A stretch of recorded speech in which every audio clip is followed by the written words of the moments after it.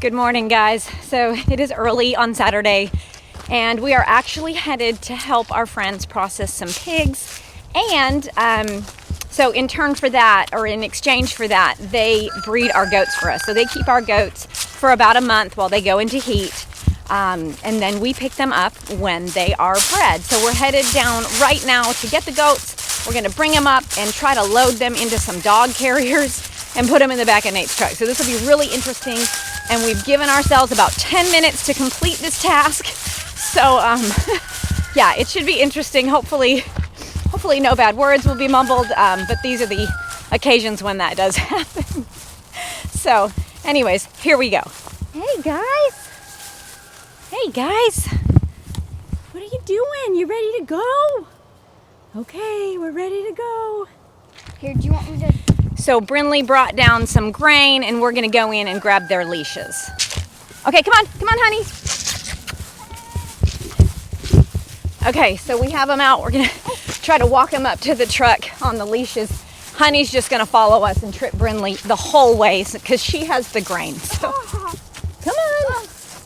Oh my gosh, it's like a circus.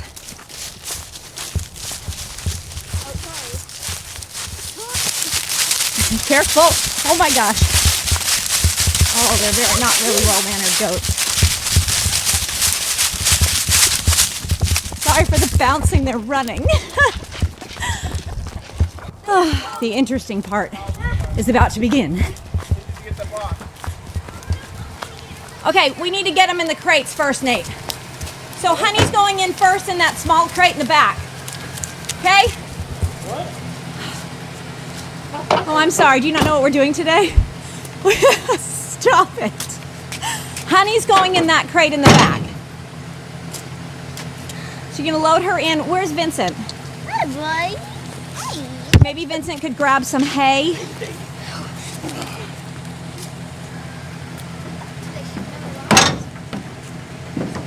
Greenlee, I need some hay, like now. Okay.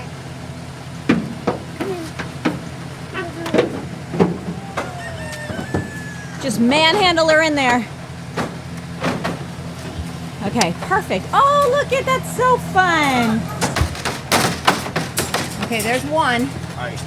Okay, now. Brinley, you're gonna have to hold that gate Brinley, shut. come here. Just hold it shut. Till we're ready. This is how you wrestle goats. Open it up. Get her feet in. Get her feet in. Shut the door, shut the door, shut the door. Watch out, watch out. Woo! Done. Oh, that was easier than I thought. I was doing something. I was documenting. I directed this whole thing. Oh, great. That's fine. We're going to bring that with us. The whole tailgate's off the bottom. Oh. This is what happens when you have old vehicles. He's mad. Alright, did you get a tarp? Okay, so we're gonna tarp over the top of these things. We're gonna take the back roads so we're not going on the highways. And then, yeah, they've done this before, except for Honey. This is her first ride. So she's not gonna be bred this year, but they are going to keep her since she'd be the only one here and they're a herd animal. So they're gonna keep her with their girls that are too young to breed. So that's really sweet of them. So yeah, so we're gonna make about an hour trip now. I'm not exactly sure what we're doing here, but we're just gonna watch and I'm not gonna say anything.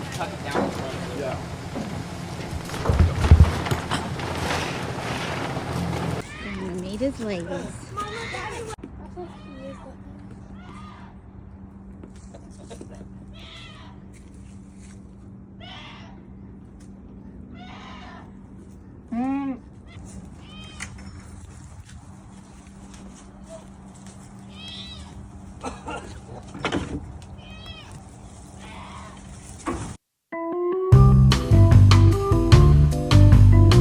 So it's been a few weeks since we dropped our goats off, and we've not picked them up yet, but we're getting ready to. And we rotationally graze our goats. So what we're doing here is we're just going to move their fencing and their enclosure so that they're on nice fresh pasture. We do this for two reasons. The first is that it gives them some nice fresh pasture to kind of go through and eat. And the second is because it helps to keep them more parasite free. The longer that they're on a piece of ground, the more opportunity that they have to come into contact with parasites. And we don't like to worm them all the time. In fact, they really don't get worms too often, so this rotational grazing has been working great for us. We currently use electric netting from Premier One. It's the poultry netting. It's about 4 feet high, and we give them 3 lengths of fence. Each one of those is 164 feet long. So that gives them a really nice large area to roam around in. Once we get all the fencing taken up, then we begin to move their enclosure. And the way that we built every structure that we have for the goats is on skids. We basically used landscape timbers that you can buy at any home improvement store, and we went ahead and put those on the bottom of our structures, made sure everything was braced very, very well inside. And then Nate put eye bolts through those landscape timbers, and he just simply hooks a chain to it, and then he uses the tractor to go ahead and pull these items to wherever we need them. Now they are light enough that we could manhandle them and move them if we absolutely had to, but the tractor really does make easy work of this. And you can just see how easy and nice and smoothly this goes for us.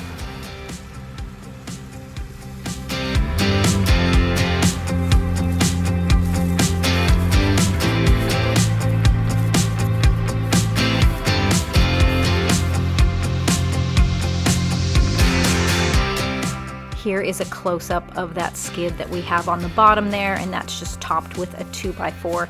And then you can see the eye bolt here, and then he just has a little link in there, and that is what we hook our chain to.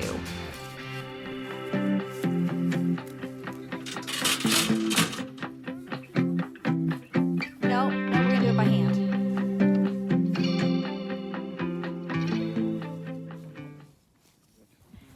Yeah, so just take this corner and go that way with it. Okay, I was just making sure you knew what I wanted. That's all. Okay.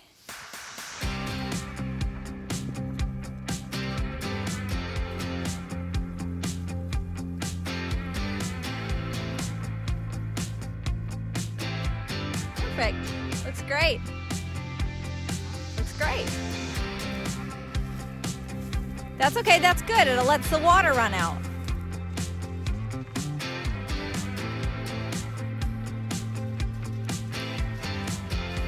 Oh, wow.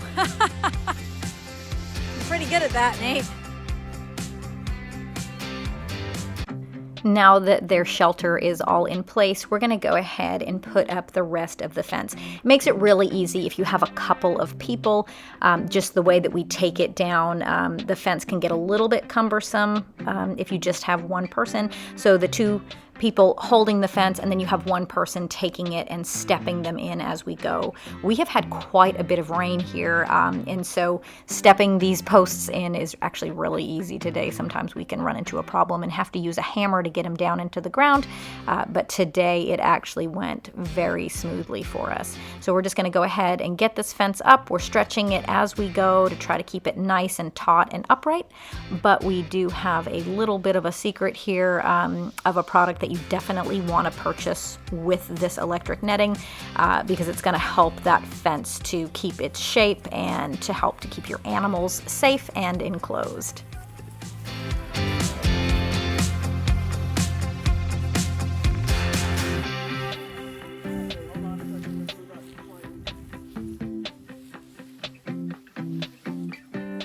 And here you're seeing that secret weapon here.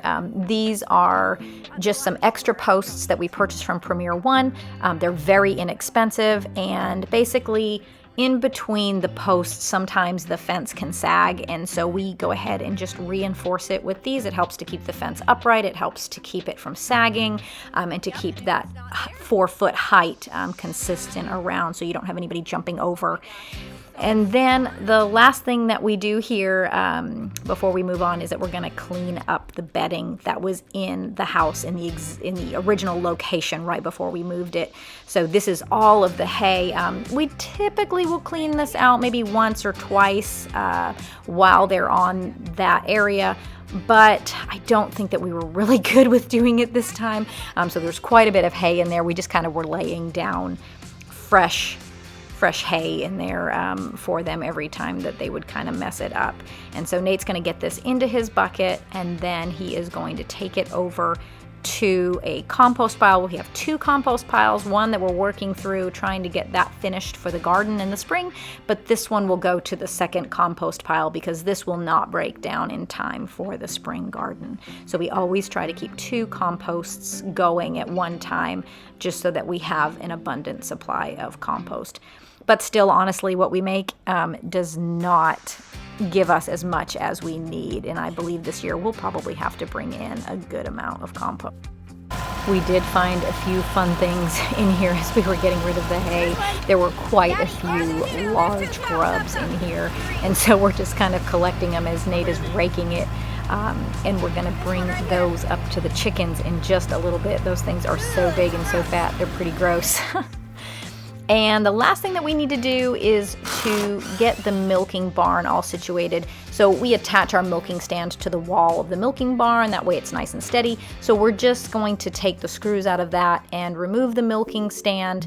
And that way Nate will be able to take the tractor and drag the milk barn up to the edge of the property. When we dropped our goats off a few weeks ago, we had dried them off. We were milking them every day, but we dried them off so that they could be bred. Now, you don't need to dry them off for them to be bred. However, our friends are taking care of them, and their goats at this point are dried off because their goats are going to kid any day now. They breed theirs a lot earlier than we do, and so we just didn't want to have that hassle for them. So we did dry them off, which was actually a fairly easy process. It's the first time we've ever done it before because this is the first year that we have had goats that kidded on the property, and we just simply kind of went from every day milking them to every other day, and then just stopped altogether. I did check their udders every day or so, and one of my goats was still pretty engorged, and so I did end up milking her one extra time. But then after that, it was fine, and they were all dried off. So once we get the milk stand out, Nate is going to hook up the tractor to this milk barn. When we built everything, we wanted it all to be movable. So you'll see this white siding. It's like a white PVC siding. It's very, very lightweight.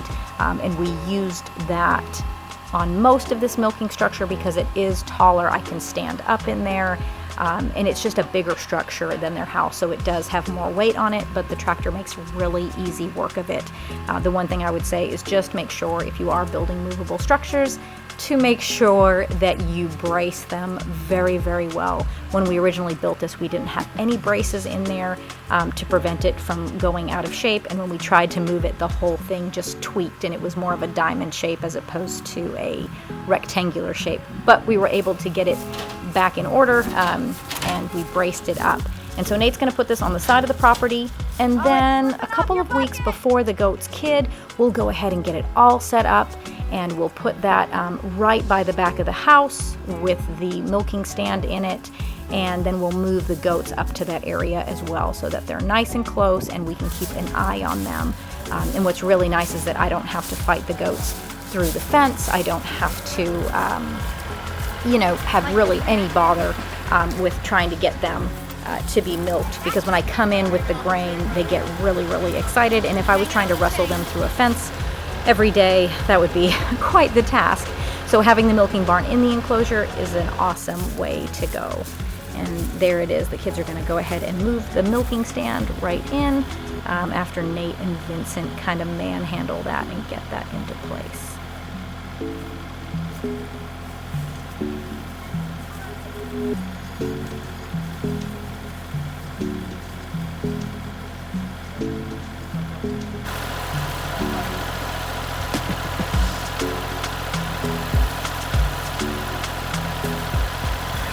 Well, I hope you guys enjoyed this video, and I hope that it gave you some information on how to keep goats on your property and how to make everything really easily movable and rotational grazing.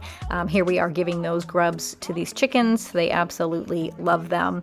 But anyways, guys, thank you so much for hanging out with us today. And if you like this video, please like, subscribe, and share, and we will see you in the next one.